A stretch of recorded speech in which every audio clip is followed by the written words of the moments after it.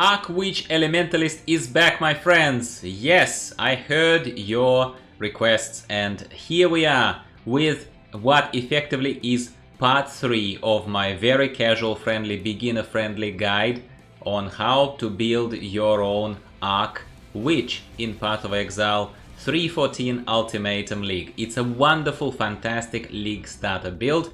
And finally, I've reached endgame on this build. Yes, there were a few detours with totem builds, with other builds that I was experimenting with and that I enjoy completely differently, I love this build, I love those other builds, that's just how I play different builds, okay? But today we are hopefully wrapping up this journey for this particular witch. Right now, this witch is at level 71, which once again, for some people who are pushing endgame, this is still low level, but for us casuals and beginners of Path of Exile, that is pretty much, well, endgame. It's a beginning of endgame. I am sort of going through the lower tiers of Atlas maps right now as we speak. We own my different builds, including this one. I would say that in the endgame, on endgame maps, this build still feels very powerful, DPS wise, damage per second wise. I think Arc Witch is among the highest ones. It dishes out even in my kind of noobish, beginner friendly, almost self-found gear type of stuff setup.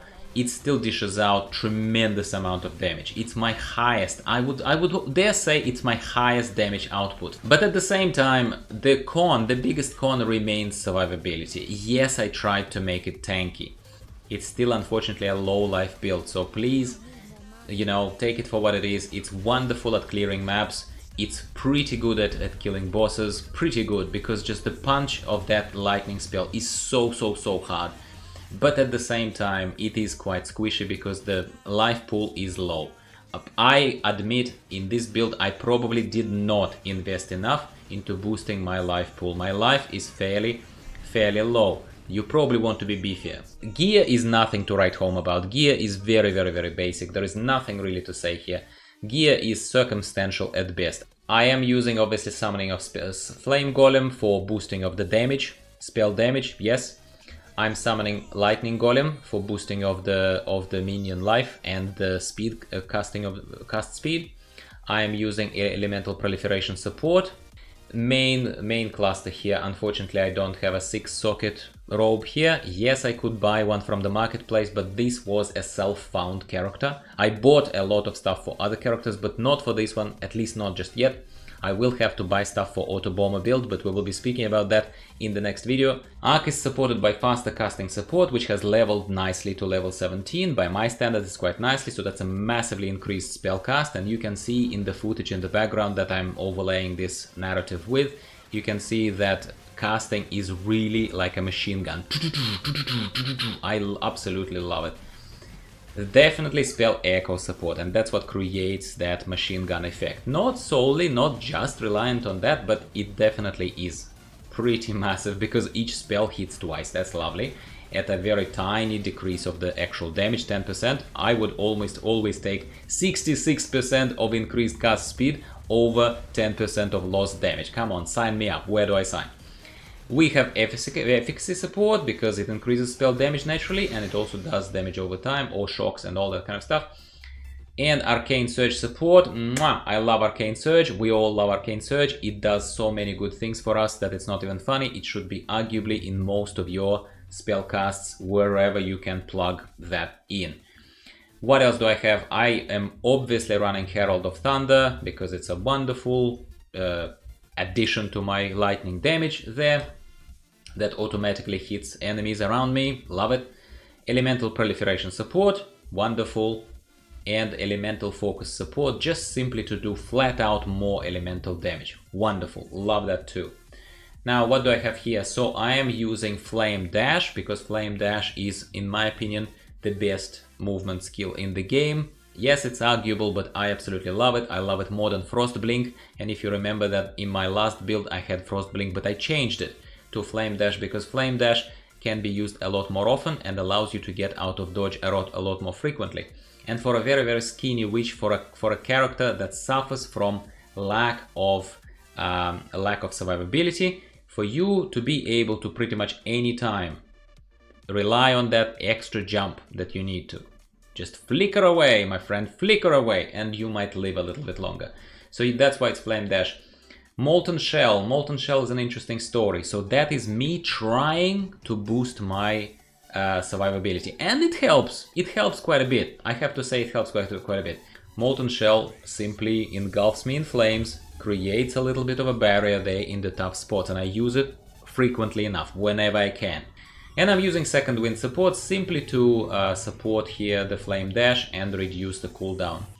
I am using my Get Out of Dodge type of Save My Life, cast when damage taken support here naturally, as I use in all of my recent builds. I have augmented this build with it, and it has benefited tremendously from it. As always, I'm keeping cast when damage taken support at level 1. Why? Because it shows to you that it triggers supported spells after it has gotten a certain amount of damage, and we want to keep that amount of damage at the lowest possible level, which in this case is 528 points of damage. That's why we're not letting it level, okay? But at the same time, that limits the gem to supporting the skills that are only requiring up to level 38. So what does that mean? It means that your supported skill, Immortal Call in this particular case, my primary thing that reduces incoming damage, spell or physical, by a quarter. That's massive. But it also needs to be kept to lower levels. I can level this one up to level 3, but not above 3, because then it requires level higher than 38 and it cannot be supported by cast when damage taken support. I am not going to waste 10-20 minutes of your time talking to you about every item here, because we started this build together in part number 2 of the video. Here we are only wrapping it up. I'm simply showing to you where I'm headed. So look, it was on a solid path, on a solid starting path. Once again, in part number 2 of this video, we have taken the core kind of lightning boosting damage here. That's all very understandable as well.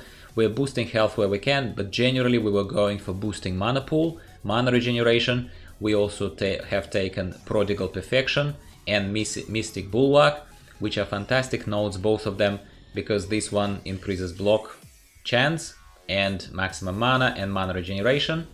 But this one is wonderful because the more mana you have, the more spell damage you have. So that was wonderful. Now, what have I done in between the part 2 and part 3 right now that you're watching?